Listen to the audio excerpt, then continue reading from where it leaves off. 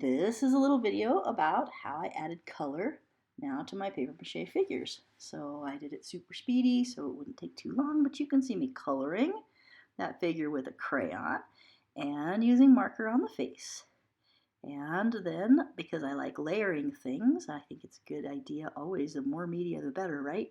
So I also added watercolor over the top of the crayon. And you can see me mixing up some nice juicy red here and putting it over the top of the purple that I colored on the shirt. And now I'm going to make a color for the skin, adding that. Whoa, okay, now I'm going to clean up my mess. Oh, got out some yarn because hair, right? So adding the yarn in little bits, pressure and time, right, with glue. Adding all that on there, more and more and more pieces, until my person starts looking like they have hair. Okay, that one's getting pretty close to done.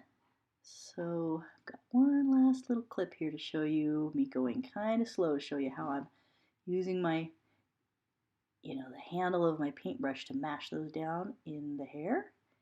And there we go. I think she's pretty good. Next one is I wanted to do that little dog figure. This is a different way. I colored first on paper with colored pencil, and then I ripped up the little bitty pieces, and you can see I've got a pile of white and I've got a pile of those black scribbles that I made so that I can have part of the dog have scribbles, colors, and part of the dog be white. Now the reason I think this is an extra cool idea, I'm having a little bit of trouble with that because it's sticking to my fingers, but see how much detail I could put on the little doggy nose right there? Watch when I do the eyes. They have way more detail than I ever could have colored on that lumpy paper mache.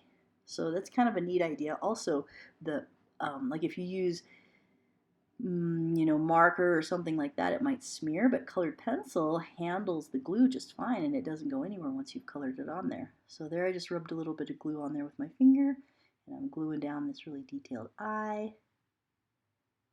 Get the other one there. Whoa, my doggy's face is really crooked, but that's kind of fun though still.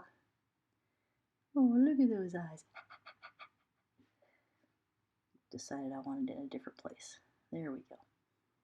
Okay, so you can kind of see how we were going about that. I made it even kind of fringy on her tail there. All right, so there's the doggy.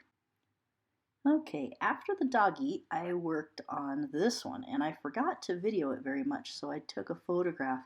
But you can see I painted it with watercolor, and I added yarn, but the watercolor soaked in kind of weird to that paper towel surface and made it kind of blotchy. There's light and dark spots, and I didn't love it.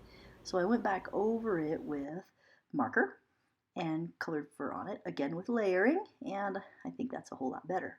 So we got this one, and this one, and this one, paper mache figures.